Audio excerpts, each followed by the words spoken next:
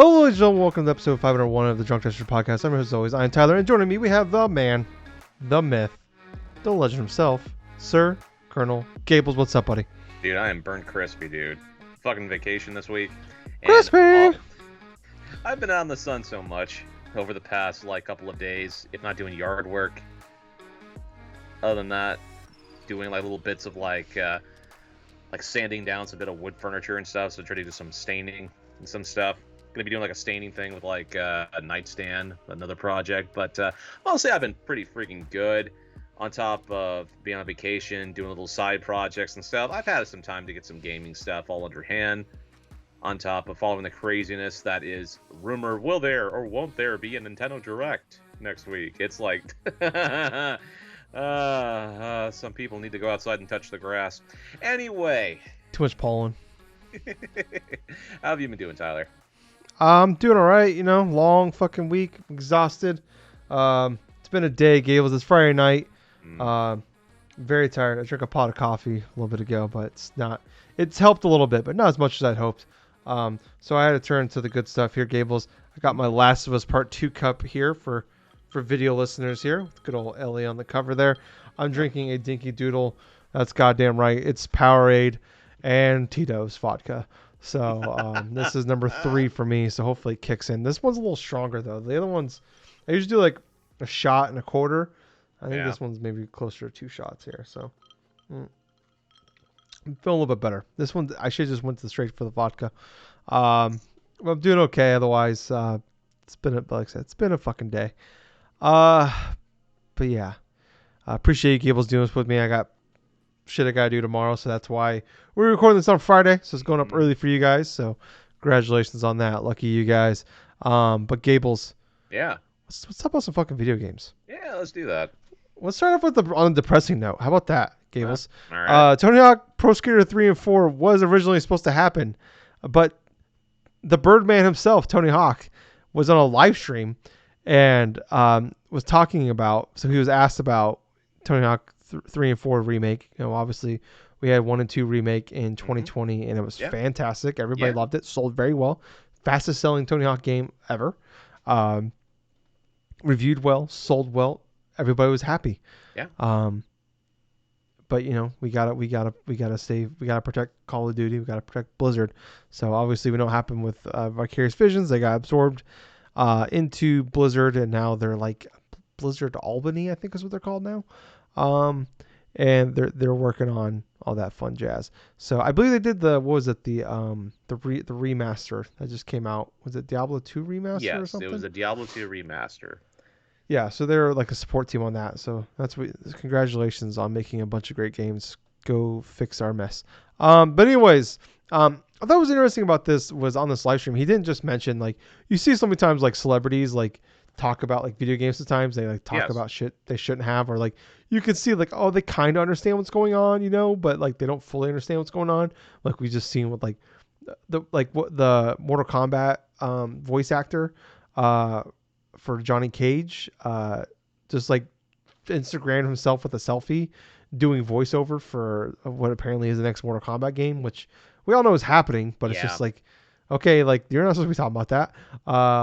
What's God, it rhymes with fetus. Norman Reedus. That's the only way I can remember his name. He just started talking. He's multiple times now. He's just leaked that he did it a couple years ago, talking about, oh yeah, we're working on. I was just working with Kojima on something. Turned out to be the director's cut for Death Stranding, and he just did it again a month ago, and now it looks like it's that. Was it the Overdose. Thank you. Yeah. So it sounds like that's actually what it is, but maybe not so much a Death Stranding 2 game, but we just see all the time. They just talk about whatever they they sign NDAs, but they're celebrities. Who's gonna fucking tell them now? Or they don't say that, but but they don't really fully understand what they're talking about or whatever. But Tony Hawk actually sounded kind of he knew what was happening. These are direct quotes from him. He said, when it asked about 3 and 4, he said that was the plan even up until the release date of 1 and 2. We were doing 3 and 4, and then Vicarious got kind of absorbed, and then they were looking for other developers, and then it was over. the truth of it, it is Activision were trying to find somebody to do 3 and 4, but they just didn't trust anybody, trust anyone the way they did Vicarious. So they took other pitches from other studios, like what would you do with the Tony Hawk Pro Skater title, and they didn't like anything they heard, and then that was it. Ridiculous. Yeah, just heartbreaking. It's like, Well, yeah, absolutely. it makes it even harder. Like because there was another point. CKY, one of the bands that's been a part of the Tony Hawk games since the beginning. Right. I believe Bam Margera is like brothers in the band or something like Yep. that. And like they mentioned like a year ago, oh yeah, they're redoing, they're making more. I can't remember if he said specifically 3 and 4, or he said there's more coming, and they're like agreed, or they're making music for the next game. Another point, they're just talking about opening, like, oh yeah, we're doing this, and so that, like, oh, maybe it is happening, like even after the Vicarious stuff happened. So like maybe that just leads more credence to, like, yeah. And then like you got Tony Hawk himself, who, like, he's always talked about, like, yeah, he's been like very much a part of it. Like you hear about like John Madden back in the day, like he was really big on, like, Yeah. it's got to be 11 versus 11, like, no, it's got to be more realistic, as much, as you can be for PC game in the early 90s, late 80s. But like you always hear that, but it's like you don't know for like oh yeah, he's been very a part of it. But it sounds like it's always seemed like Tony Hawk is like taking it very seriously, like getting the culture of skating and all that, and like, yeah, like it seems like this guy really, if there's any doubt that like he wasn't taking this seriously and really a part of it, I think this kind of like destroys all doubt. But I don't know. Yeah, we've talked about a lot, Gables, like, like just got to keep, like what's the Toys for Bob, like they got absorbed to go make multiplayer maps for Call of Duty games. And that Vicarious Visions got absorbed to fix Blizzard's like Diablo mess. But I don't. Yeah, I mean, I don't. It just in some ways it hurts even more to like officially know that, like, no, it was happening, which sucks for me because like 3 is my all-time favorite. I know a lot of people's like 1 and 2 are usually their favorites, but for me 3 was the one I had growing up. I remember playing the shit up on GameCube and like fucking beating every challenge, and just the music in that, like, to this day Justin and I will like still sing the songs that were like on that fucking soundtrack. Like it's so great. And like 4 was really good too because they introduced the manual, and that was always awesome. They had fucking AC/DC in there too. Thug. I was hoping that like maybe we see the return of Thug, because behind 3, Thug's my favorite. I love that. I actually really like that storyline. It was very for a what is a skating game. I actually had a really fun and good storyline, and that last mission was nuts. I remember like that was one of like the biggest accomplishments of my life, was like at that point, like a teenager, finally beating that. We had to like get all 50, I can't 50 something in one go round. It was fucking wild. Oh yeah, that's right. Yeah, I remember that quite vividly too. Mm-hmm. I remember just beating it over and over again. I mean, it wasn't very long, but it was awesome. And I really enjoyed 1 and 2. I was like, and like they did it because like, and it was really good. And it's like we've learned it's not so easy to do. And like they did the Tony Hawk Pro Skater HD remaster on 360 and PS3, way back when, and it was just it was not good. It was bad. It was a bad port. So I'm happy that I'm happy we at least got 1 and 2. And it just sucks that like, hey, we proved that there's an audience for this. These games are like, not only is there an audience for this, but these games are great and people want more of them.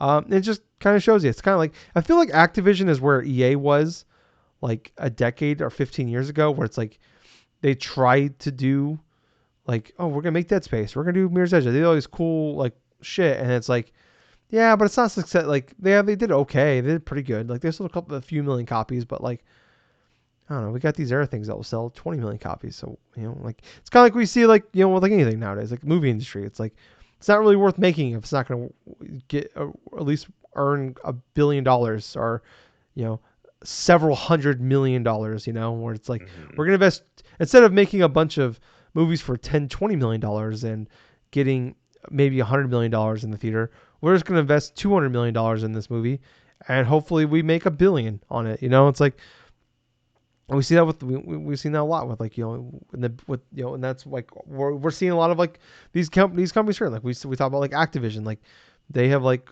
put more and more energy into Call of Duty and and Blizzard, and both of those things are starting to struggle at the same time. And now they got sold, and obviously all the other shit on top of that with Bobby Kotick and everything.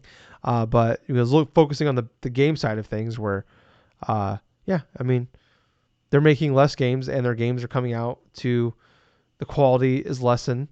So they like people are leaving, and so they like take other shit make to keep these things afloat. And now we're hearing 2023 no Call of Duty. You look at and then we see like kind of Activision like kind of our EA kind of turn the shit around. It's like cool, we're doing Dead Space again. It's like here's Star Wars Fallen Order. Like I didn't love the game, but I'm more than welcome for a sequel of that. Uh, you know, and we're seeing Ubisoft struggle the same way. Where like they've put out a few stinkers and they had totally had to redo and rethink what they're doing, and possibly sell or merge or something. So I don't know. It's just that was all. I don't know why I got on that tangent, but yeah, I don't know. It's just a bummer, Gables. It hurts more knowing that like this was supposed to happen and then it just didn't. Yeah, it definitely is a heartbreaker that 3+4 remake did not happen in general. At the same time, when it comes to Activision Blizzard, their main concept of what they want to do is trying to do what any other AAA gaming company wants to do, and that is to earn as much profit as possible. Even though I don't like a lot of the business decisions they do make, especially with the whole absorption of Toys for Bob in regards to Yeah. helping subsidiary studios and try to help fix other things, because a lot of the people that were instrumental of creating that remake, as well as the revitalization of the Crash Bandicoot franchise, went to go help with constructing the Diablo 2 remake, even though that did have its hiccups come launch. I heard there have been some patches in that regards, but they mostly focus on distributing the talents from there to other studios, including things like Diablo 2 remaster and stuff. But at the same point and stuff, you have something that gamers loved to play, and it was successful, and it definitely was a fantastic way that they handled it with the 1 and 2 remaster, to where even like people like you and I and stuff that played these games back in the day, we had a chance to not only relive the nostalgia of those first two games, but get that same feeling as we did when we went through and completed certain tasks and stuff. Mm-hmm. Because I made it a point in priority back in 2020 when I got that game. I freaking completed everything inside of Tony Hawk 1 and 2 again, like I did back when I was a teenager, because those games were incredibly fun. The levels were creative. Everything else was honestly remastered pretty damn good. Of course, a lot Mm-hmm. of the licensed tracks couldn't make it back. I mean, most of them did, an exception for like a few, but there was new music from new artists that were put inside there, which are actually kind of catchy and still like fit with the whole skater culture in that regard. So I wasn't too disappointed with that stuff. What is disappointing and stuff is when Activision Blizzard goes and they bring out something like that, and then all of a sudden dismantle another studio in regards to being absorbed to go towards properties and stuff that either they think is a sheer guarantee thing or is something completely off the mark. Like, for example, their recent launch of like the game Diablo Immortal, where a lot of Yeah. that stuff, even though the core concept of the game, you can still go forth and do things inside that game. The monetization inside that, the loot boxes inside that is so egregious that if you actually go onto specific videos on YouTube, I think Young Yeah, the YouTuber, pretty predominant in terms of like talking about gaming topics. He has a video to where he goes onto this one website that's correlated into like take just basically the whole crux of it is like how much money do you have to spend in order to get like a 5-star like crystal or some sort of like item or something like that that's supposed to be like The top fairly tier good, thing. the top tier thing, how much money it would take to actually get your first one. And this is he didn't use actual money for this, obviously, because that is incredibly bullshit. I would not want to try to even remotely try to do this stuff. But this website goes and it generates like a whole like random results of, okay, how much exactly do you get based upon how many items are in this, how much this and that. And if I remember correctly, it took him close to in game about close to about $1,300 or something like that. Well, somebody spent $25,000 Yes, on loot boxes and did not get the like the big thing. I can't remember what it's called, but I was yes, it was incredibly reading stupid. about it. I actually Yeah. did go forth and hear about it from multiple different people, and it's mostly videos I watched from both Young Yeah and like Osmogold and stuff in regards to this one dude who is also a YouTuber decided to spend that much money in order to see how long it would take for him to get a 5-star thing, and ended up spending $25,000, which Well, no, he just never got it. he He never like got it right. yeah. But at the same point, it tells you point blank, listeners, is like, if you have a video game that's so egregious that has loot boxes of that sort, to where you know for a fact that if you put money into this stuff and it's that low of a turnout for something like that, don't fucking play this game. I mean, for God's Yeah. sake, don't even attempt to go forth and support shit like that, because it's these type of games are created and skewed and try to advertise for some of them for younger gamers or for gamers that are more susceptible to be a cash cow like whale in regards to some of this aspect, to where they are willing to spend that much stuff. But what I'm mostly saying is these type of games that are structured like that, they're not really for anybody except for the simple minded and the people that are most successful, the most like susceptible to this type of manipulation Yeah. stuff. And Yeah, like yeah, yeah. Go ahead. I mean, but like, go ahead. Sorry. sorry, but to wrap things up in that regards, how this ties back to the whole Tony Hawk 3+4 remastered cancellation stuff. If Activision Blizzard spent more time in regards to focusing less on scamming gamers in regards to their money, in regards to that type of shit, and more so upon actually having like subsidiaries or companies go forth and work on projects and be successful stuff like the Crash Bandicoot series, like with Toys R Bob, like 1 and 2 remake, then this would be almost like a different type of thing we would be talking about, because Hmm. that type of healthy publisher developer sort of thing and stuff that is required in order to have successful games. But even with this story and stuff, it's just another chapter in Activision Blizzard, to where, oh, hey, these are like highlights of things you could have done, but at the same time, you went with the terrible option that was to dismantle and essentially stick with what you think is going to be your biggest cash cow, and then have that blow up in your face. Yeah.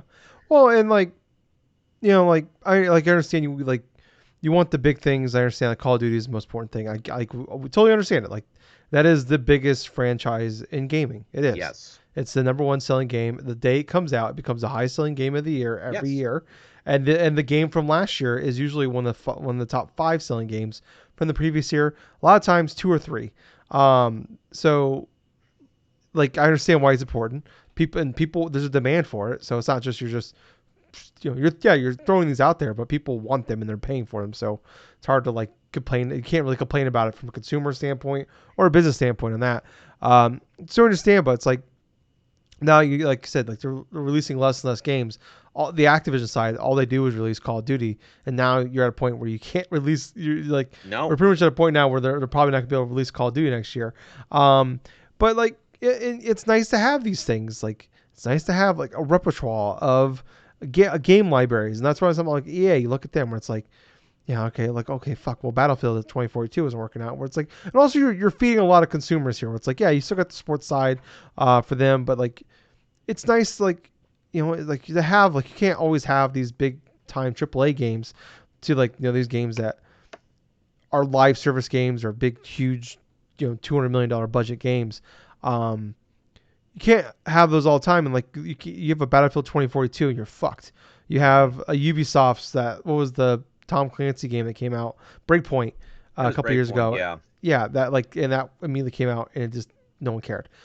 You can't just say, oh, we're gonna Rainbow Six Siege this fucker, because like everybody uses those. Like the problem is like everybody uses those examples. Well, No Man's Sky did it, Rainbow Six Siege, and like I've done it too, where it's like maybe they can do it, but the problem is like you do it once. You can't just say, well, that game did it, so it's I mean, yeah, it's possible, but But it's how an many games have absolutely come terrible. out?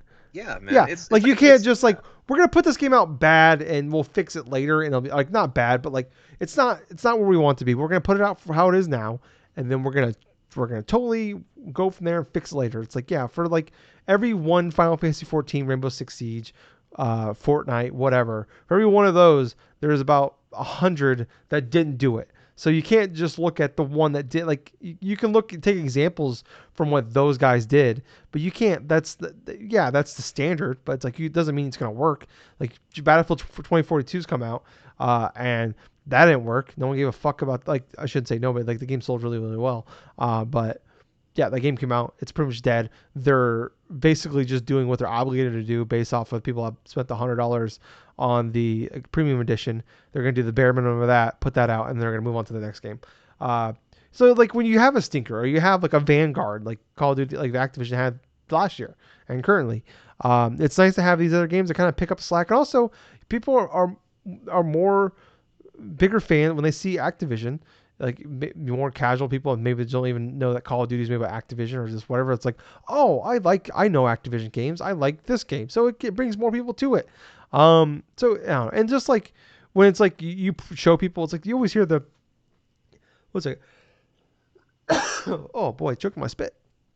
Oh god, dying Gables. But when it's like you always see like the meme of like, oh, the best part about my job is when I do really good, like, I get more work, and it's like fuck, Activision just proving that. We're like, oh, we did a really good job. We brought back Crash, or we brought back Spyro, we brought back Tony Hawk. Cool. You gotta go fix these guys' problem now. And it's like it just like from a employee side looking at it, it's like if that kept happening to me, and like I mean it happens at a lot of jobs, I know that, but like if you see that from like this is way more public than like a lot of our Joe Schmo jobs. At this point it's like we're not in the entertainment business at all, where it's like you see that and like you're like looking for a job in that business. It's like, well, I don't want to fucking go there because like if I go to a company that's really good at it, that they're gonna they're gonna I'm a big fish in this. I'm a big fish in a small pond. Cool. Now I'm gonna become a small fish in that gigantic ocean over there and be stuck in the ocean of fucking Call of Duty. So I don't know. We gotta move on. Though. We spent like way too fucking long bitching about Activision, but it's just hard not to do. It's not hard. And we didn't even talk. We just talked about the fucking gaming side. We didn't even get to the other shit, which we're not gonna talk about here because that's a whole another fucking hour. But let's move on, Gable. We're gonna stick with Blizzard now. We're gonna talk about Overwatch. Overwatch 1 is dead. So announced an AMA this week on Reddit. They said that someone asked about what's going to happen with Overwatch 1 when Overwatch 2 comes out in early access on October 4th. So the PvE is coming next year, but like basically like the multiplayer, the PvP stuff is coming out on October 4th. Like I said, it's free to play. And that was announced at the Xbox Showcase a couple weeks ago. But a couple things they did announce in this is that the seasons will be 9 weeks. Typically, they're like the battle passes and all that are 12 weeks, which is pretty incredible or insane, maybe rather. There'll be new characters in season 1 and 2, and it'll be a new map in season 2. But I believe they said that they're gonna swap every season. Where I think one season you get a new map, the other season you get a new character. So that's kind of the plan. Who knows how long that's going to last for, but that's kind of the idea. But one of the big things that they announced is that, another thing in this is like, so in Overwatch 1, it was 6v6. So they announced this a couple years ago, but the game Overwatch 2 will be 5v5. But what they did announce was that, so the idea was like originally when they talked about this game was like 1 and 2 would work like side by side. And like if you bought Overwatch 2, all the stuff, like you basically, all your stuff from Overwatch 1 will just come over to Overwatch 2, like, and that's still the case. All your stuff carries over. I don't know if that's like love, like I'm assuming all your gear and all that will come over, which is nice. But they said, and like they basically said that both ecosystems would survive. But now they're saying that when Overwatch 2 comes out on October 4th, that if you say you pop in that disc for Overwatch 1 or you boot up Overwatch 1, like if you own it digitally or whatever, that you will be prompted to update the game to Overwatch 2. So it's kind of like, basically, it's like Overwatch 2 was the new thing. It's a new platform. Yeah. Kind of like almost in like I kind of look at this like the same way we look at Destiny 2, where it's just like we're kind of like okay, we're kind of undoing a little bit of like Destiny 1. Destiny 2 is now like the new thing, and we're just gonna like yeah, your stuff's gonna carry over or whatever, blah blah. But now Overwatch 2 is just now it's Overwatch. Like Overwatch 1 is dead basically. Like the maps will carry over. They're redoing the maps to work better with 5v5. Like so, all your gear, all your stuff, all your content will be carrying over from 1 to 2. So you're not really losing anything except for like if you want those old maps, if you want those like the old maps the way they were. If you want to do 6v6, well, too damn bad basically. So basically, if I own a copy of Overwatch for the PS4, which I do, and this comes out, if I put in my disc, I'm going to get a prompt that says, hey, we're going to go for them download an update, and they just update it to Overwatch 2. Is that correct? Yes. So that means anything that was inside that game for a 6v6 perspective is going to be changed, altered, as well as the maps. So it's going to be not the original Overwatch. It's going to be something completely different. Imagine putting in your Destiny disc, and it just updates to Destiny 2. Jesus Christ, dude. But like the old maps are there. That's so much content that's lost from that. I don't know if I like that, dude. I mean, I feel bad for a lot of the people because it does suck. Where it's like I look at it like it's a little different because it's like yearly, but like Call of Duty came out. It's like you put in like Vanguard, and then Modern Warfare 2 comes out. I guess that's not a good analogy either because like they're two totally different games. That's a bad analogy. Take that away. But I don't know. Like I understand like being upset about it. Like especially because like I was listening to podcasts, people talking about it. Like I played a lot of Overwatch with like in the talk ship like that when that came out. Like we go to that and play it all the time, and I really liked it. Had a lot of fun with them. But it's like right. I had a good time with them, but I was like nothing I ever took seriously. But I could see like I was listening to like a podcast and like listen kind of like I was like kind of understand like the rational side, like the angry yells at cloud people. But I thought it was very interesting where like a lot of people were upset about that because like there are people that are just like they have like an Overwatch group of like 6 people. Yeah. So I was like that sucks. I feel bad for them. You also have the esports side where like they're basically just cutting a person from each team. I understand like when they announced this a while back. That part of it, which it kind of made sense, and like even like some people like talked about like yeah, it sucks for that person, but it's like the person that gets cut, but it makes sense game wise because like basically instead of having 2 tank people, you just have 1 tank person because like I guess like no one ever wants to be the tank, so whatever. I know what sucks about this though is like also the preservation of the original Overwatch in that's a major portion of what I have the beef with here. And that's what a lot of people were talking about too, is the preservation side of like, yeah, basically but that's the downside of like live games is like, there's a ton of like live games that are just gone now. Like, yeah, that's true. Like I have a copy of fucking Battleborn on disc. I literally can't play the game. It's like, like a lot of games eventually like those servers will go offline and like I understand like preservation, and yeah, like that's a bummer, but it's like. The online only games, like this is something that we've talked about for years now. Like this is gonna be a part of it. Like those games will eventually go offline, and yeah, there'll be a PC. People on PC will keep those servers open. Like you can go play fucking a lot of old games 20 years ago online with people if you wanted to. True. But for those of us that are on console and stuff, and we don't have access to do that type of stuff, I mean, that's a different matter. Preservation is a whole fucking issue of like, like on console, you're basically fucked a million ways. Look at Nintendo, look at the PlayStation, look at Xbox. There's a lot of OG Xbox games you can't play. Yeah, like fucking the Simpsons arcade game that came out there got released on 360. You can't download that now. We talk about Crisis Core. It's been stuck on PSP for 15 years now because it never got released digitally.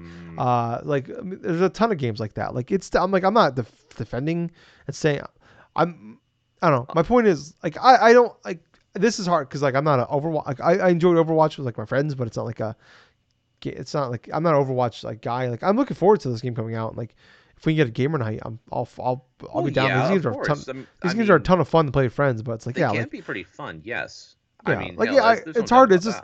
Yeah, like I understand the preservation side, but it's like I don't know. It's preservation is so fucked up, so it's like I'm not gonna get upset about this one game when there's like a million games that are.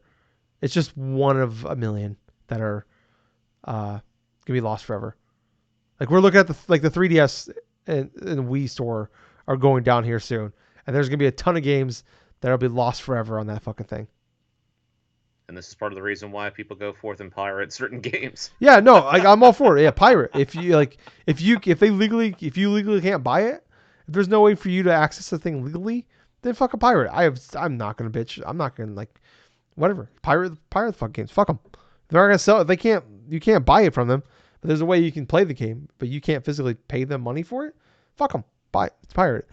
I don't know. Like, yeah, I don't know. It's hard to say because like we're not like hardcore Overwatch fans, so I understand like that side of it. Like, yeah, that's a big bummer because it's like, yeah, I have a lot of like, I don't know, like I love playing Call of Duty Black Ops way back when, and like if I just couldn't play that game anymore for like back then, like Modern Warfare 3 came out, and it's like, all right, cool, well, we're turning off Black Ops now, or like, hey, now it's Modern Warfare.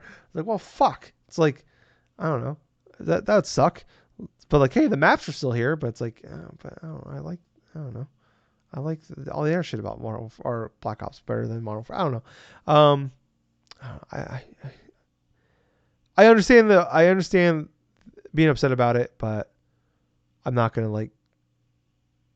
I don't know. It's like I said, it's hard to talk about because it's like we are not the audience for that game. But I totally understand everybody's complaints. There's no arguments against it. I understand the fan anger about that. I mean, 100%. That's bullshit. Mm. But I think the biggest thing is like, honestly, like I think the hardest part would be like if you just lost all the loot boxes and all that money you paid into it, all the gear, all your currency. Okay, if that went away, different right there. If that went away and they lost that type of attire and not able to carry that over, people be fucking pissing their sheets. Yeah, that would be an issue. Yes, then riot, be pissed, bitch at them, and make until they change it. But that's not gonna be the case. So, Gables, let's stick with live service games though for 1,000. How about that? All right. Let's talk about Sega. Gables, do you like hyenas? Sure. Cool. How would you like to play a Sega game where there's no hyenas, but the game is called Hyenas. I don't know why. Did you see like the all the hubbub on the line about this when they released the sound clip, and everybody thought it was an Echo the Dolphin? Oh yeah. People were like freaking out that Echo the Dolphin was going back. People were thinking that this little blurb or something like that, the way that it was done and stuff, people thought, like hardcore Sega fans, oh, is this Echo the Dolphin? Right? Like, can you blame them? Did you hear the sound clip, Gables? Yes, I heard the last sound. Oh my God. How would you, like, who the fuck thought PR was like, okay, I understand PR doing it, but like when Sega heard it, it's like, no one's like, we make a game called Echo the Dolphin, or we used to like 25 years ago. And that sounds awfully a lot like a dolphin. And it's like, how would this isn't like a new IP, or this is a new IP. Like no one's going to like guess that, oh, that's a hyena. Like no one's going to guess that. Like, what the fuck are we doing here? But anyways, they announced a game called Hyenas. I'm guessing this is like the first of their big like super games, as Sega's been calling it. Like there's been the leaks of like they're doing like the Crazy Taxi live service game, and there's another one. Was it Jet Set Radio? I want to say. I can't remember the other game, but they're in the business of wanting to do like super games, like live service games. They want that Fortnite money basically, and this looks like maybe the first one of them. So basically, this is each game will have, it's a live service game. I don't know if it's free to play. They haven't said anything about that, but they said each match will host 15 players split up into 5 teams of 3, and those teams compete to steal treasure from so basically they're in a spaceship, and you have to steal as much treasure as possible and escape with the biggest pile of loot. There'll also be AI enemies in the game to try to stop people from stealing. It's like I said, it takes place on a ship, and some areas will have 0 G gravity. There's no gameplay. It was like a 90-second like CG trailer. It's got a lot of style to it. A lot of style. It's very stylized. It sounds like when I was reading about that, I'm like, didn't that game just like this come out? And Gables, yes, it did. Yeah. There was like a Robin Hood like game called Hunt Showdown. I believe is what it's called. It came out just last year. That was exactly like this, exactly type like thing. It was like Robin Hood with bow and arrows, and it came out and nobody cared. And then it came to PS Plus shortly after, like a few months later, and still nobody cared. To be perfectly honest with you, whenever I see that game inside my library, I always think in the back of my head, it's like, oh yeah, I did download that game, didn't I? Yeah, I mean, it even came out for like $40. It wasn't a full price game, but it's like that game came out and it just wasn't. I mean, the problem also wasn't. It's just like everybody was saying, like, yeah, it's fine. It's like a 7 out of 10. The problem is like games like that can't be a 7 out of 10. So I don't know if this comes out free to play and it's got Sega push behind it. Maybe like Hunt Showdown was just like a small team. I think it had like a bigger publisher behind it, but it wasn't like it's not a top tier publisher, so you don't have a big huge budget behind it to push it. It was at a couple PlayStation events. So that had it going for it, I guess. But I don't know. It's just another goddamn live source game. Yeah. Yeah, pretty much. I mean, it sounds boring and generic. It doesn't really sound too much motivation was put behind it. It's like one or two things away from it just before it just is a completely like irrelevant thing. I'm just waiting on the thing where it just says, oh yeah, here you can earn your own NFT by doing this or doing that. You know, Sega. I don't think Sega is like they're not in the NFT land yet. I don't think, but yeah, I think you're right, Gables. It's one or two things away from being completely forgotten. I think that one or two thing is just launching, and then it'll be completely forgotten. Yeah, is probably what's gonna be like. It'll probably get some buzz when it first comes out. People will talk about it. It's like, yeah, it's fine, it's good. Like, hey, it comes out and like definitely there's these games that like, who would have thought Fortnite when they announced Battle Royale? Like, okay, and then it's fucking Fortnite. Like that can happen. It's probably not gonna happen. But maybe not for like no one will be Fortnite, but like it could have buzz for a few weeks, a month or two. But then I don't know, like. But it's extremely rare to catch lightning in a bottle like that. Yeah. Oh yeah. Like I said, yeah. Like it's very rare, but it's the thing we were talking about where it's like everybody they see the thing like everything in the world is like business wise or whatever in competition wise. It's copycat. Like we always talk about NFL. It's a copycat league. One thing works, the next year everybody's doing it. Wildcat works for 1 year. All of a sudden everybody's got Wildcat and they're fucking the RPO. The Eagles win the Super Bowl because they do the RPO. Now everybody's doing the fucking RPO. And then real quickly everybody stopped doing the RPO. Everybody stopped doing the Wildcat. So. Yeah, I mean, it's everything like business wise. Something takes, God of War becomes a big, huge fucking thing. All of a sudden, there's a million God of War clones. Grand Theft Auto blows the fuck up. Grand Theft Auto 3 blows up. And all of a sudden, every goddamn game is a map game. Every game's an open world game. Every game's a fucking live service game. That's what happens. We're seeing PlayStation. They're making like 10 live service games. And how many of them fucking succeed? Not a lot. Even the big AAA ones. It's very rare. I bet it's probably less than like maybe 6. I guess putting what is succeeding to them, I don't know, but like because there's so many, there's tons of games out there that we don't know anything about that just are like they came out and we don't think about, and it's like those games are still super popular and doing really really well. It's like No Man's Sky still putting out fucking updates and doing really really well. It's coming out the Switch later this year. Yes, in October. Yeah, like that game's been out for like 6 years and it's still doing really really well.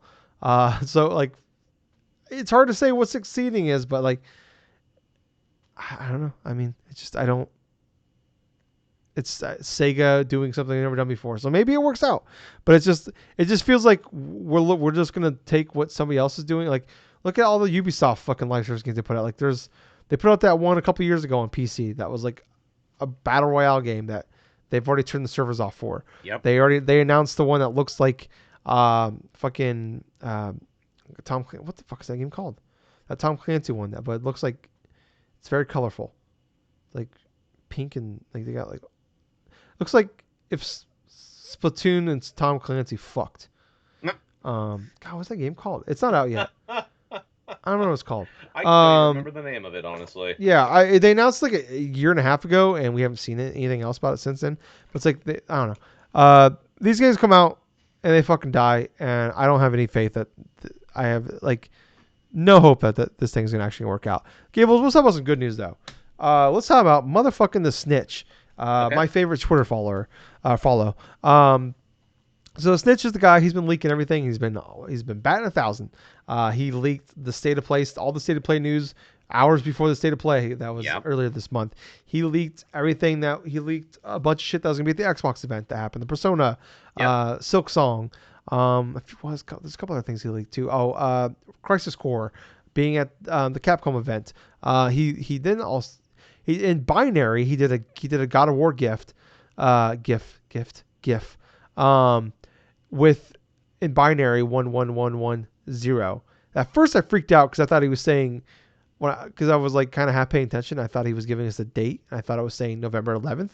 But actually in Binary, it basically means June 30th essentially is what it's saying. So there's been some rumors. Tom Henderson, Jeff Grubb, and a couple of people have mentioned that there's supposed to be a state of play at the end of the month for God of War, and they'll be the last week of the month, which next week is the last week of the month. Nintendo PlayStation always does their showcases or state of plays on a Thursday. Look it up. I don't want to say every single one, but for the last couple of years now, every single one of their state of plays or showcases has been on a Thursday. So even the last state of play was on a Thursday. So that makes sense. If kind of wish it was on a Wednesday because I'd be home to watch it. But Gables, we're so fucking close. Yeah, there's been some rumors. Cory Barlog, like it's been like pretty obvious because Cory Barlog, he directed the I believe God of War 2, and he was also one of the lead writers on God of War 1, the original OG God of War games. He was one of the lead people on the original trilogy. He was the director of God of War 2018. He is not the director of this one. I don't know what his role is in this one. I don't think he's ever officially said, but he's still kind of the face of God of War on the the business side of things, and when he does interviews and stuff. Still has some influence on it. Yes, and it sounds like he basically kind of wrote the story for not wrote the story, but he's been like the lead person on what the story is going to be.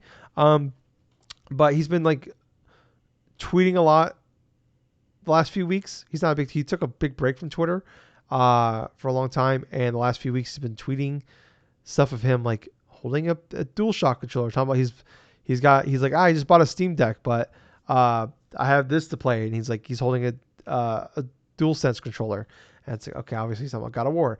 He's been posting gifs of like God of War gifs. He's been posting Binary things that are like they're kind of like teasing some shit here. He's basically it's just been memes and gifs of like God of War. He's been teasing it. It's been getting now it went from like every once a week to every few days to like now it's daily. He's posting. He's fucking with me, Gables, and I don't like it. I think it's a personal attack on me. Is what he's doing, and nobody else. It's just for me. It's fucking asshole. He's like, what's that fucking Tyler in goddamn Iowa? This piece of shit right here. I'm gonna fuck with this guy. I'm gonna fuck with his day. I'm not gonna let him forget about this goddamn game that I made 4 years ago. Fucking asshole. Love you very much, Corey. Yeah. So the Snitch just posted a GIF, like I said, I believe Thursday. It just said 11110. But like in Binary, it like I said, meant June 30th. I believe it.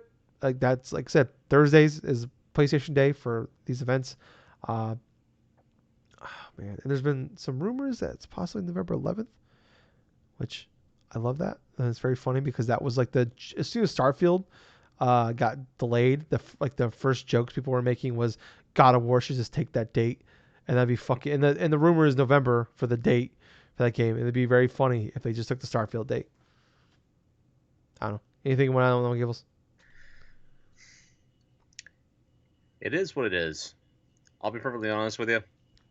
If it comes out that there's a God of War State of Direct for the 30th, it wouldn't surprise me. The Snitch on Twitter has been pretty accurate in regards to his predictions, so he's hit everything. He hasn't been wrong yet. No. So yeah, I'm looking forward to seeing what happens this coming Thursday. God, I can't wait. I wish I can like fast forward to Thursday. We got sounds like the direct for Nintendo sounds more and more likely, and then Gables heard me trying to do math in my exhausted state for time zones, and it was not going great. But it sounds like there's gonna be a direct on Tuesday, and then we're gonna have this fucking thing on Thursday. What a goddamn week! Video games are cool, Gables. Video games are fucking cool. Yeah, they But are. Gables, let's move on to one of my favorite things to talk about every month. Motherfucking NPDs. Hey. We're talking about May NPDs here. So kind of a weird one here. Start off with number 20. Game that hasn't been on the NPDs since November of 2017. Yeah. But it's been on everything. It's on everything. Mm-hmm. It literally just got released last year for the next gen consoles. Yep. Current gen consoles. Whatever these consoles are called. Skyrim, number 20. It sounds like people are talking about, it sounds like it jumped back up because last month Starfield got delayed, so probably just everybody's like, well, let's go buy Skyrim.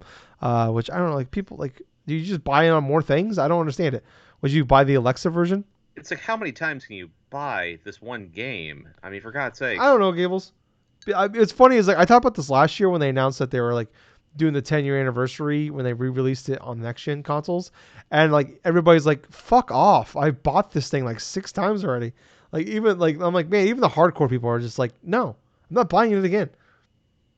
I think it's hilarious and stuff. It's like you have companies like Bethesda that do stuff like that. Rockstar does that with GTA 5 and stuff. However, there are some people that don't give a qualm to spending over and over on the same copy of a Mario game years and years and years. Yeah, right. Yeah, I guess it's really stupid. Like, yeah, like people like, how many different consoles have you bought Super Mario Brothers on? Yeah, like the original one, gosh. Super Nintendo. They've been re-released on 64. They've been re-released somehow on GameCube. We bought them on DS. We bought them on Wii U, and then we had to buy them again on 3DS. It's like, yeah, like we bought every fucking console. So But what's really weird about this one in regards to it, it's like this is Elder Scrolls V Skyrim, cracking the NPDs. It had, like you said, it had to be something in regards to Starfield related. yeah, Because that's the only thing that makes sense. This is something that just doesn't just happen like just miraculously. Hey, Skyrim, it's back in the top 20 the first time in like about since 2017, so about 5 nearly years. 5 years. Yeah, 4.5, 5 years. Yeah. So fucking weird. Number 19, Call of Duty Modern Warfare, the 2019 version. Okay. Number 18, Pokemon Diamond and Pearl. Okay. 17, Mario Party Superstars. Is that the new one? Yeah, Mario Party Superstars. That's the one with the N64 mini games. Okay. I can never remember the difference. Super Mario Party is the other one. Okay. Number 16, FIFA 22. Number 15, Black Ops Cold War. Okay. That's 2020. Okay. 14, Smash Bros. Ultimate. 13 is Animal Crossing. 12, Horizon Forbidden West. 11, Minecraft. It's pretty funny. All right, so 8 through 11, the games that are in those spots were in those exact same spots the previous month.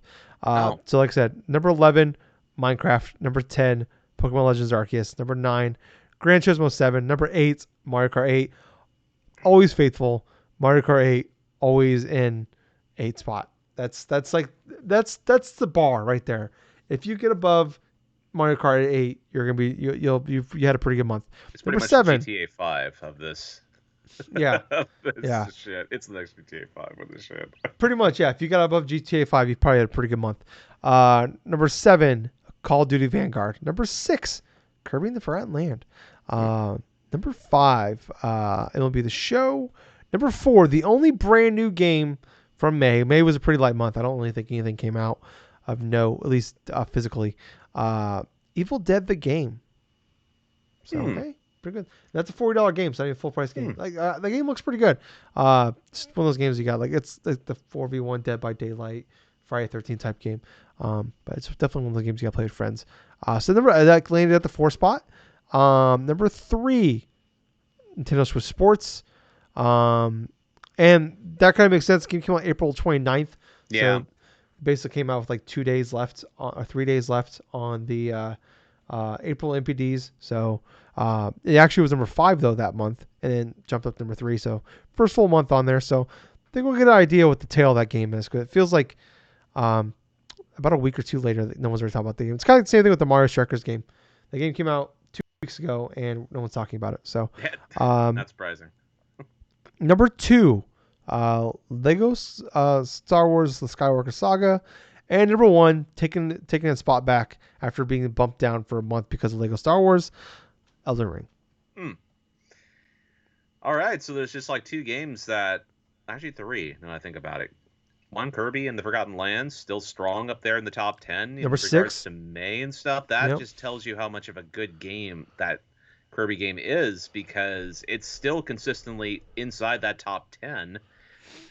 That whole Lego Star Wars stuff, I mean, hell, that's been one of the best stories this year in regards to like a surprise out of nowhere type of Yeah. success story, because Lego Star Wars, they've had some good games in that series, that franchise, since like the GameCube, PS2, Xbox era. But the whole collaboration stuff, more people want to play that set of games and stuff. I think a lot of them just waited for this collection to come out, because I know that there have been subsequent little packages and stuff of specific Lego games, like the superhero games and this and that and stuff, that have come out like the past couple of years, that people have like ate up hook, line, and sinker and stuff. But let's see, other than those two and stuff, the last one I was thinking of, I'm trying to rethink now. I mean, I just heard the top 20 here from you, and all of a sudden there's like one game that I was gonna Switch talk Sports. No, it's not Switch Sports. No. Evil Dead. Evil Dead, yes, of course. Evil Dead, that one is a huge surprise for me, being inside the top 10. I mean, it's a huge surprise for me because this is from the same makers as Friday the 13th. It's also... No, it's not them. Is it? No, it's not. Okay, so it's an entirely different developer, correct? Yes. Okay. I can't remember. I think they're making the Ghostbuster game. The Friday 13 people are. Okay. So for this game and stuff, it looks really interesting. It definitely does seem like it's remained kind of like faithful towards source material. I mean, I've only seen little bits of highlights here and there. I haven't heard too much talk about it online, especially not from either YouTube or wherever and stuff. But it looks pretty fun, but also it tells me that the month of May, there were some light releases in that regards, because if it's just Evil Dead, and like the Switch Sports and stuff like that, then yeah, it makes a lot of sense why people just want to double down and trying to get in whatever the type of stuff they wanted to buy, buy that was already established out. But yes. Yeah. Sorry to cut you off there, but yeah, it's just like, I mean, we got 3. I mean, Modern Warfare jumped back in the top 20. So I mean, we have 3 Call of Duty games in the top 20 here. Not top surprised. 19. Yeah, I mean, it was like I said, it's a pretty light month. It's the one I don't even want to say big game, but one notable release that came out in May. Because like I had that free month of GameFly. So cool, I'm gonna add some games. I was looking, I'm like, all right, what's coming out? I'm like, well, this is a bad month to get a free month of GameFly. Like, there's nothing coming out. So it's like, all right, cool. I'm playing Sifu and Lego Star Wars, and that's it. It's like fucking August or some shit. Yeah, right. I was like, fuck. Well, I had to use it. I had my coupon thing was only good until like mid-May, so oh shit. I had to wait. So, but whatever. But yeah, like, God, why couldn't you offer me this in like October? Yeah, like I said, like, yeah, Kirby being in the top 6, being number 6 is awesome. Like, I mean, who would have thought? That game is fantastic. It's probably like my 1 or 2 favorite game of the year. It's definitely top 2.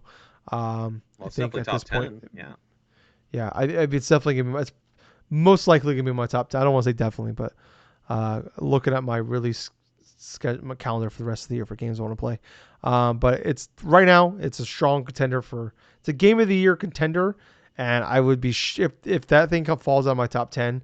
What an incredible year this would be. But yeah, I mean, I don't know, it's kind of a weird month. It's like sometimes these like. It's always exciting when you have a bunch of new games come out, but it's always like I always find it like I always like read these and like find it fascinating when it's like there's just like nothing. And it's like, okay, a lot of stagnation, but it's like it's always fun to see like what pops up. Like, you get the Skyrim, or like Pokemon Brilliant Diamond and Shining Pearl went from 45 to 18.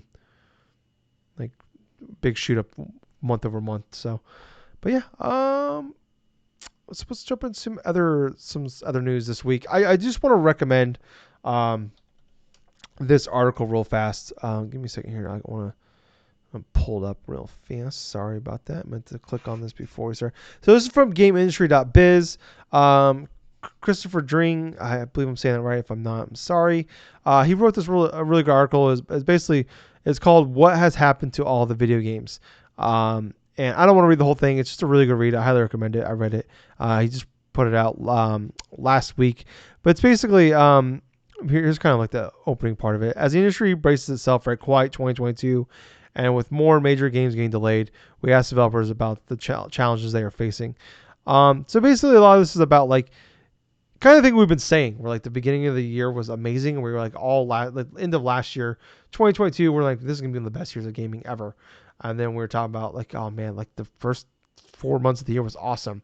And then we're like looking at it, and then all of a sudden, slow the games were getting delayed. And like definitely like yeah, there's still some big games coming out. Like it's not like he means like we talked about like a quiet 2022. Like yeah, like there's still some big games coming out, but like why are all these games getting delayed? It's like kind of talking about like people are like I've seen some people like on Twitter and stuff like that. Like I made a mistake of reading some of the comments. People talking about this is a great year. What are you talking about? It's like oh no, it's still a great year, but like it's still been a very good year. But like these top tier games that we're expecting not happening now. It's like kind of talking about a lot about how like this is the year we're really seeing the effects of COVID as far on the gaming side of things, where it's like a lot of the like a lot of these games that we played this year we probably would have played in 2020, 2021, and now they're getting, and some of these games that we're playing next year, we probably would have played them like this year or last year, it's like,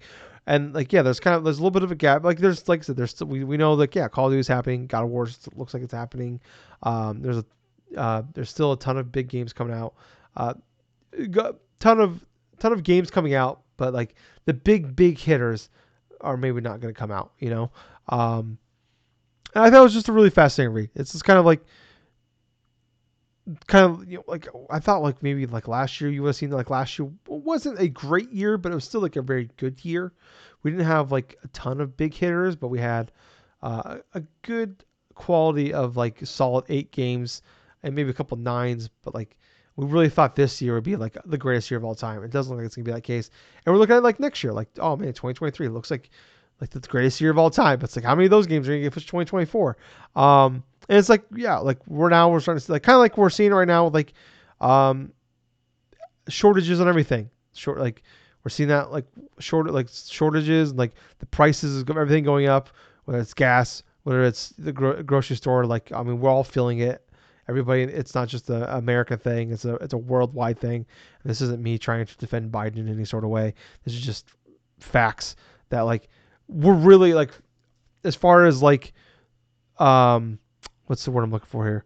The cost of everything going up and the effects of like so many people losing their jobs and the like industries changing the way things are done. Other countries are getting hit in certain ways. Russia attacking Ukraine, all of a sudden we're losing a bunch of oil from them and goods from them, and we're closing down shops over there, and the ruble is now worth nothing, which is the Russian currency. It's kind of that same idea where it's like now in 2022 we're really seeing the effects. I mean, obviously we saw the effects 2020, like with COVID, like people dying and people getting sick, shutdowns, all that. But I mean, like from a financial side, we're seeing those effects now 2 years later from that. And we're seeing that now in gaming 2 years later from that. Right. And I thought it was a very good read, very good article. And I really think people go in there with an open mind, read it. Don't be shitty.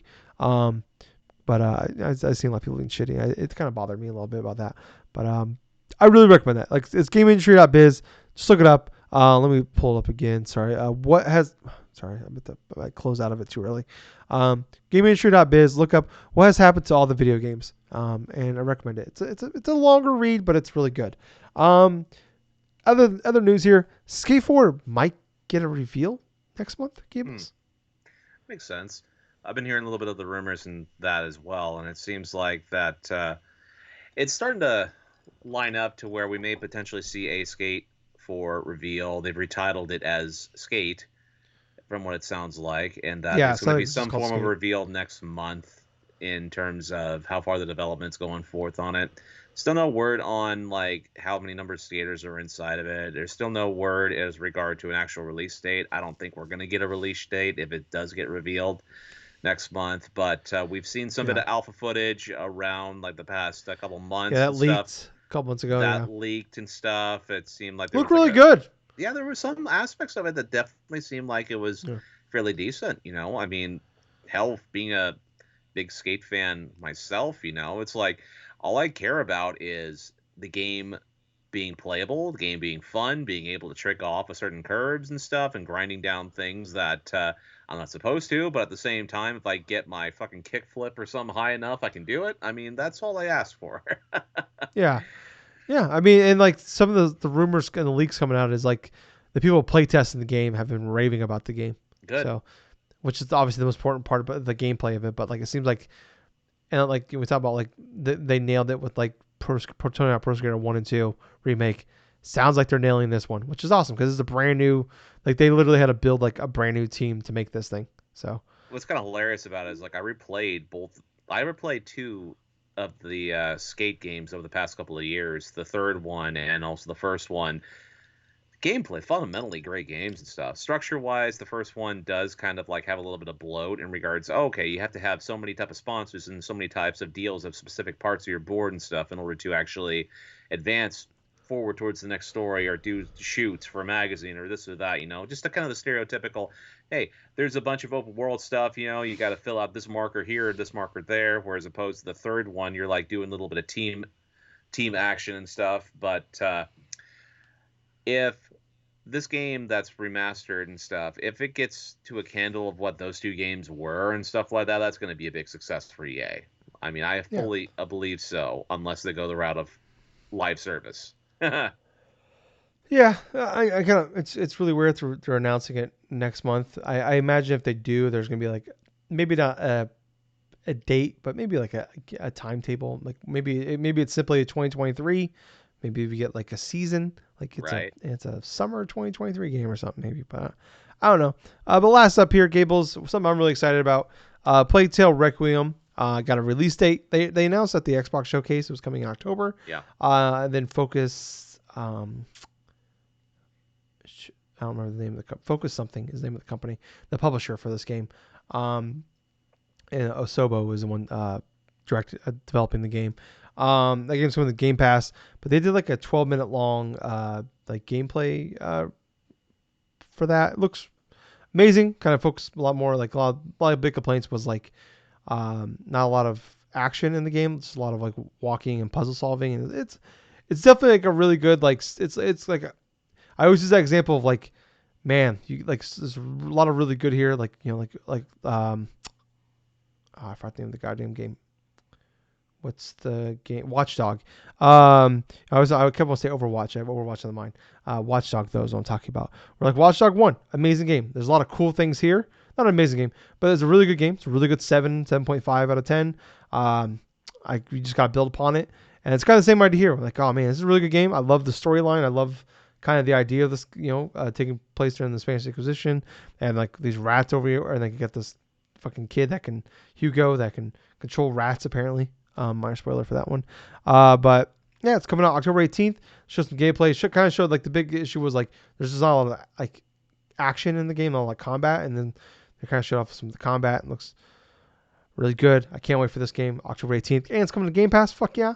I would have bought this game day one, and I don't have to. I just get it with my Game Pass subscription. Fuck yeah! But yeah, October 18th. I am pumped for that one. I know Gables. I don't think you have you. Did you ever play the first Plague Tale? No, I never played the first one. You coward. That's all I gotta say about that. But Gables, I have not played anything this week. I have not had time to do anything really, as far as that goes. But I was playing more Final Fantasy VII Remake. Other than that, I think I'm like chapter 9 or 10 now. I haven't played it since Sunday, so I can't remember exactly. But I'm like 11 or 12 hours in on that replay. Still good, still amazing. But Gables, tell me what you've been playing, buddy. Okay, so First up, I decided to play through the rest of Teenage Mutant Ninja Turtles: Shredder's Revenge. I went through and got the little thing for Game Pass and stuff. So I went through and started it up around, I think it was either last Sunday or Monday and stuff, because I wanted to fire it up, see how I would like it. And after 4 or 5 levels in regards to that and stuff, I was hooked on it because there is so much attention to detail in regards to what Datamu and stuff and like Tribute Games collaborated to put inside this homage to a 1980s classic inside of Teenage Mutant Ninja Turtles and stuff. There's so much references for the source material for the comic, also in terms of the TV show from back then and the mid to late 80s going onwards up until like the mid 90s and stuff like that. But it was awesome. I mean, granted, is that the gameplay was solid, absolutely solid. It's a standard beat 'em up type of fare, but the way the beat 'em up gameplay feels, it's really smooth. Like, it's super precise. Like, you can actually go through and do a couple different types of combos. I think there's like 6 different type of combos per character in that regards, and a lot of them are streamlined between the different number of characters you got. There are 7 total characters in the entire game. You obviously get to play as the 4 turtles, Leonardo, Raphael, Michelangelo, Donatello, but you also get to play as their master Splinter and also the reporter April O'Neil. And a little minor spoilers and stuff, you do also get to play as Casey Jones, which Casey Jones, that's a fun character, and it's also a fun person to play as and stuff, as he is unlockable after you beat the main game. Kind of a little bit of a bummer, but I do like the idea that they have to have you go through and play through the entire game before you unlock a different character and stuff. That's like an homage to like older games in general, because there were times where beat 'em ups or even other types of classic games would do that, to where you put forth the effort, you unlock a character and stuff like that, and it's like, hey, let's play through the game a different time as this character, But getting back, obviously the gameplay for Shredder's Revenge, hyper excellent. This is ideal for a party. This is definitely ideal for like a co-op sort of like multiplayer stuff, but playing alone and stuff, you also get a lot out of it as well. And especially when it comes to like the whole balance of the difficulty in regards to what type of difficulties you set it on. There's 3 different types of difficulties. So you got chill, you got like you got the middle option and stuff, and then you have the hard option. And so I decided to do the middle tier and stuff, the whole normal setting and stuff, because I want that authentic type of feel the way the developers have intended it to. Going through each stage is like themed after a specific portion of New York City in regards to the whole Turtles universe and stuff. You see classic villains from the entirety of that show and also through the comics. It's like you see Bebop and Rocksteady, you see Krang, you see Shredder, but you also see the most obscure like Turtles enemies and stuff, or even like obscure characters that you wouldn't think, oh, okay, they have this character and this character. Is this character inside here? And all of a sudden you play a little bit further, you see that character, it's like, holy shit. It's like every level I was playing through this game, there was more and more to get happy about. If it's not for the homages to Turtles in Time, the whole combos, the whole gameplay, the whole different types of stuff with that, it was simultaneously marking out in regards to seeing specific characters I have not seen in like 20 plus years, being front and center, like you have the different types of characters you unlock, like from April O'Neil's like Channel 6, like her coworkers and stuff like that. So you see like Burn and stuff, and you see like Vernon and stuff, and Irma. Those 3 characters along with April O'Neil comprise of the whole Channel 6 sort of station and stuff, and each individual character right there has their own dedicated episodes or dedicated stuff in the main series itself. And unless you actually were there as a kid, like watching that show, or even doing the same shit that I did, I wanted to go forth and familiarize myself, because I did watch a lot of Turtles as a kid, but I never had the option to go forth and watch the entirety of the series and of itself. And a little side note here, I've been watching the fucking series of Teenage Mutant Ninja Turtles. I'm already like almost halfway through season 3, and let me tell you something, man. There is some fun shit, just fun, just like there's some campy shit, right? But yet reminding myself what that show was, and then playing through this game and having all the nostalgia of recognizing characters like, oh, it's like, dude, there's a fucking Rat King, dude. And it's like, oh, wait a minute, it's like Dirtbag and Ground Chuck. Okay. They have the was it Akbar and Razor from yes, TMNT 2 for the movie, who were like created for the movie. They have them pop up as one of like the dude, like one of the bosses. Oh, dude, and just seeing the references from like very obscure characters like you wouldn't see until like maybe see like further down like the last remaining ends of the seasons, like Metalhead and like Chrome Dome and like freaking even references to the Punk Frogs, dude. Like Yeah. it, Kevin Nash shows up. Kevin Nash is Super Shredder. Dude, the fucking Super Shredder. Let me just say this right now, man. It's like see the obscure enemies like that alongside guys like with Wingnut and like fucking all this other stuff. It threw me back to a time where it's like, holy shit, man, I haven't seen these characters in years. But the way they're portrayed inside the game in terms of their boss battles, in terms of like motivations, in terms of what. Oh fuck, Leatherhead too, man. Leatherhead's one of my favorites. Mm, It was amazing seeing how much detail tribute games put into the not only the details in terms of the character creations, in terms of the gameplay, but you could tell how much influence they had in regards to how much of the source material, how much time they spent researching even the classic Turtles games and stuff. Because I watched that documentary or that little thing on YouTube and stuff to where they literally went through when they created this game, went through back to those classic Turtle games and basically kind of sped themselves through the source materials, watched the TV show, did this and that, and they collaborated everything to where this feels like pound for pound the best Turtles beat 'em up game in mm, regards to what has come before it. It's better than Turtles in Time. I feel like I could say that confidently because yeah. even though I've played my fair share of Turtles in Time, I gotta say, it's like they nail all the like niches in regards to what they fill they fill most of the stages with a lot of secrets in regards to collectibles, also in terms of different characters, obscure characters like say like with the Channel 6 people and also with like the Punk Frogs and the Neutrinos and like all these other stuff.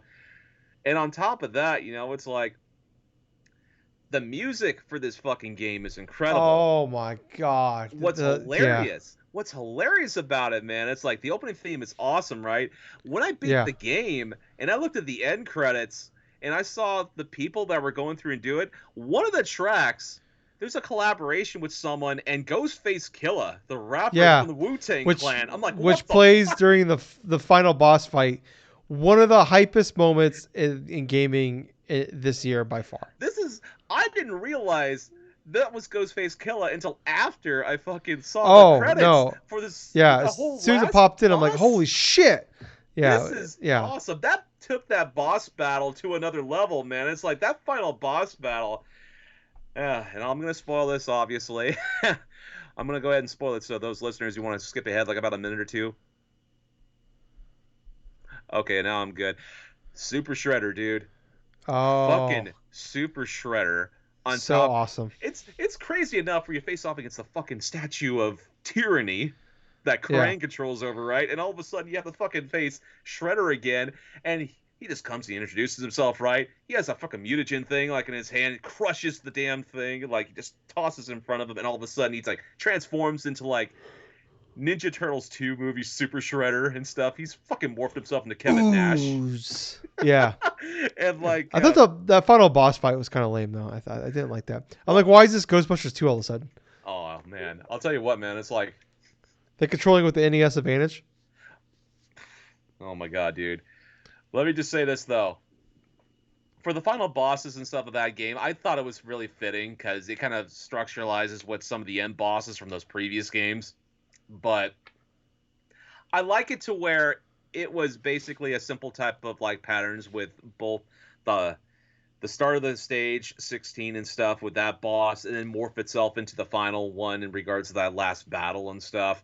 I loved how that thing was, but I gotta admit though, going through all those stages, I played through the entirety as Leonardo. I played through before recording the first three stages as Casey Jones. And Hmm. Jesus Christ, dude, it's like I'm still getting into like recognizing specific parts, specific details. Like inside stage 1, if you like look hard enough and stuff, you will see like the foot ninjas. They'll go through and like you see one at a computer desk and stuff like that. It's Yep. like answering the I always phone, love writing that down shit. notes and stuff like that. And then you go to the next couple panels and you see them like typing on a keyboard or something like that. And you see Yeah. the 1 foot ninjas just like typing on the fucking desk. Yeah, I love that. Just like the little things like that where they're like filling in the jobs that they're like destroying basically, like because of what they're doing. I know, right? It's that type of campy humor that I found most enjoyable with that stuff. Let's see. When it came to the game's difficulty from like the normal settings and stuff, I didn't have too much issue with it. I mean, yeah, there are No. still some bit of like bullshit combos that do happen on occasion, but that was more or less a user error, like on my account, because my main instinct is to go through like I did as a kid and start just mashing buttons and stuff like that Yeah. and just do all that other shit. But there would be times that I would be facing an enemy and stuff where I would be beating them and stuff, and then I press the B button to go forth and counter back. I forget to take my hand off the control stick, and I go the exact opposite direction and stuff. Like, God damn it! And I get hit and stuff. I still haven't hit that 250 combo type of thing. I've Oh only yeah. I got a don't. little No over idea. 150, and that's about it. I think Yeah, the you gotta do highest it I on the. got it was like 183 I roughly. got like over 100 on the first stage, my first time playing it, Mhm. and that was the highest I did in my initial playthrough. Yeah, I I never would. got anywhere near that That's not too after that. So you surprising because it's like you could you. probably pop it on if you wanted to do it, you could probably pop it on easy That's what I'm and just pop in guessing. the first mission. Like yeah, I don't that achievement's pretty fucking nuts. But I'll tell you what, man. This beat 'em up fairly chunky, man. 16 chapters with that stuff. It definitely felt a little bit longer than say Streets of Rage 4 back a couple of years ago. Really? Okay. I If because I thought Street Rage 4 took me a lot longer. I guess the difference though is I played Street Rage 4 over like a week, so it's yeah, harder to say. But like this one, like I said, I last week I beat that game in one sitting and it took me well, maybe two the hours. reason why I felt like that this game felt like a little bit longer than say like with Streets of Rage 4 and stuff is because I didn't go back to certain stages of Streets of Rage 4 and play them over and over just to try to go Yeah, forth I and didn't do unlock that certain either. stages or something like that. Whereas inside Shredder's Revenge and stuff, I literally wanted to go back and play through some of those stages, not just for Okay. collectible purposes and stuff, but because how much enjoyment I was getting out of certain like situations and certain boss fights. I mean, the boss fight with the Rat King, that was fun. The whole Pied Piper with the fucking rats and stuff, with them just going in waves, or Yeah. the whole like oh god, the whole boss battle and stuff where you get to face against like Wingnut and stuff and the fucking air and shit and like that music going along, and then those portions and stuff to where you're riding on the freaking that little fucking motorized skateboard across like the bridge and this and that. You know, there was some epic moment after moment after moment, and it kept escalating and stuff. Where it felt like when you got towards that end portion of the campaign of this story mode, that it felt incredible, dude. It felt like, yeah, it felt like it has done that some of their beat 'em ups have not gotten to like in a hell of a long time, or basically I got the same kind of feel in regards to finish this game like I did when I finished Streets of Rage 4, to where it was awesome. It was awesome because the core of the experience, the total package of it, you know, great gameplay, fantastic music, character design's awesome. A little bit, you know, a little bit of campy stuff here and there and stuff, but yet everything alongside of my nostalgia factor for the franchise, and also in terms of like how everything else all went together. Performance wise, the only issues I came up with was when I booted up the game, and the whole startup thing was kind of a little bit like took a little bit while, but at the same time, I'm running it on an Xbox One. I don't have it like on the current systems or anything else. I don't have it on Switch or on PS5 or whatever, but this is the first time in a long time where I feel like I've played through the game and I want to fucking buy it on another platform too. Hmm. I spent $15 because I wanted to fucking play this game, right? And I played through this game, and now I want to fucking buy it on another platform to play through that game again. And it just feels so crazy to me just to say that. But yeah, most definitely, this game is in my top 10 for this year. But Oh yeah. Yeah. easily, easily. Now we're going from that, and then going next to a craving I had during the middle of this week, to where I've been honed in on the rumors for the Pokemon like Scarlet and Violet shit, and so I decided, you know what, I'm feeling like I want to play some Pokemon. So I took out my 3DS, started playing like Pokemon Red, So I started off with Charmander, right? And Charmander, that's the first Pokemon I ever picked when I first started playing the game initially. And I got to a point and stuff like that where I'm close to Cerulean Gym and stuff, and I just got this little craving. It's like, you know what? Well, how should I structure this playthrough? Should I do it with like one or two Pokemon, or should I just structure something else? Because to get a little bit of leeway beforehand and stuff, there's this one YouTuber by the name of JRose11. This dude, he does some fantastic playthroughs in regards to using one character, in regards to not just Gen 1, but also Gen 2 and like other generations and stuff. He basically creates his own challenges and goes through this way. And one of the most popular things he does is like taking a Pokemon inside of like the Pokemon Red and Blue or Yellow and stuff and saying, okay, can you beat this game with only such and such? Or like, say, like a Poliwag or a Magikarp or hell, an Abra, just stuff like that. And so I started thinking about it. It's like I don't really want to go that route because I had tried it a few years prior with Pokemon Gold with Chikorita, and even though that was one of my most rewarding playthroughs I've ever done with that game, it was still hard as hell. And it basically took me having to do fucking bullshit at level 100 against Red, and then using the correlation of fucking double team, and then using one move that's not even like man, I've even forgotten like some of the movesets I use for that run through because all I remember is I had to use double teamed in order to get the evasion to get past that fucking level 80 Pikachu. But no, for this playthrough, I wanted to aim towards a party with consisting mostly of Pokemon I've never played through the game with before in that version. And so the first Pokemon that popped into my head, you know what? I've never played through it with an Ekans. So I fucking got an Ekans, right? And I evolved into Arbok. And knowing what I do now in regards to the whole exploits and the whole everything else when it starts to Generation 1, I have a move set to where I have the move Wrap. And the thing about it is, if you outspeed another Pokemon while you have the move Wrap, you can basically lock them into a perpetual damage thing until you whittle away their HP and stuff like that, and they just faint. So I have an Arbok here that's hyper speedy, that has like an attack set that has like wrap. It has dig. Dig has been mostly a good like move in regards to not only just doing 2 turn stuff. I actually beat Koga doing that shit because it's like I used the move dig on like turn 1 and it's fucking wheezing self-destructed while I was underground, and so it's like, oh hey, thanks a lot. But yeah, man. On top of that, the move set for that is like I have Wrap, I have Glare, I have Dig. Glare obviously for paralysis portion and stuff, and the last one's Mega Drain. Mega Drain, sustain, and this and that. But I'm about 17 and a half hours in. I'm right at the self company and stuff. My normal run throughs of this game are like sometimes 10 hours depending upon stuff, but it's a little bit longer. But the team I have right now have Charizard, I have Arbok. I decided to go with a Marowak. I caught a Cubone inside of like that whole like section in Lavender Town, right? And I'm like, you know what? Fuck it. I want a Marowak. So I evolved it. Its moveset is fucking terrible when you get it. It's like Cubone and Marowak, they don't learn a lot of good moves leveling up. So it's like, okay, what should I give it? Okay, Earthquake, Submission, Double Edge, just some strong ass attacks to do that way. Caught a Doduo, which I evolved into Dodrio. That 3-headed fucking bird that somehow knows fly even though it has no wings. So yeah, fly, obviously fly, drill peck and stuff like that. But I have a Poliwrath. Fucking Poliwrath is a fucking fun Pokemon to use, dude. But the thing about Doduo and fucking Poliwrath, like Dodrio and Poliwrath, I had to really work with those guys because I had to grind a bit, which is why I had to spend so much time with this playthrough and stuff.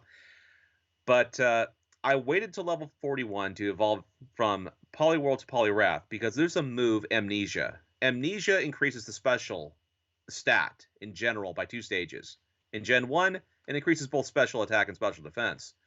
So my special stat for Poliwrath, not that great. Physical stuff, okay, that's fine, So I could use Body Slam, 85 power. It has a 1 in 3 chance of paralyzing an opponent, and you use that. So yeah, doing all that other stuff, and so far, it's actually been a pretty interesting one. it's been a pretty interesting playthrough and stuff. And yeah, that's just where I'm at right now. I basically have to beat Sabrina, Blaine, Giovanni, and go through and beat Rival 5 and stuff like that, and like Rival 6. No, those battles and stuff, and then go through the Elite Four and Champion. But hopefully I can go forth and finish it up before like next Tuesday or Wednesday. But yeah, that's pretty much what I have been playing. All right, well, very cool, Gables. Good week for gaming, though. Good week for gaming. Yeah, it is. Goddamn Shredder's Revenge. Let me know if you want to do a playthrough for that together. I'm down for playing the game again with the online if you want to. Yeah, I don't mind playing through that game again, man. I mean, this is going to be a perfect game come like Extra Life 2, where we can potentially do that too. Yeah, that's definitely a game we're going to have to get some people together for Extra Life. No shit. 6-player online. The whole thing about that, the dream is like getting a full party of like fucking 6 people and playing that game. Oh yeah. Whether it be Game Pass, whether it be PlayStation, whether it be whatever and stuff like that, we need to get a group together come Extra Life. No, Gables. All right. What's the best deal in gaming? Okay, we're going to go with the whole Game Pass stuff. You're goddamn right. All right. Well, I think that's going to wrap it up, though, for us this week. I appreciate you guys for listening, joining, liking us, all that fun jazz. If you like the podcast, please look down in the show notes there, and you'll see links to wherever we are available at, whether it's YouTube, Facebook, Twitter, Apple Podcasts, Spotify, all that fun jazz. Like, follow, subscribe on YouTube if that's where you're watching us. Click that like button over there by Gables Junk area. Really appreciates that. It makes them feel good, and therefore it makes me feel good. So that's great. But yeah, I was your host. I was Tyler. I've been Colonel Gables. So until next time, everybody, have yourself a good week in gaming, and thank you for listening to another fun-filled episode of the Drunk-Nerds podcast. And hey, Gables. Yeah? Too sweet? Too sweet, man. Bye, guys. See ya.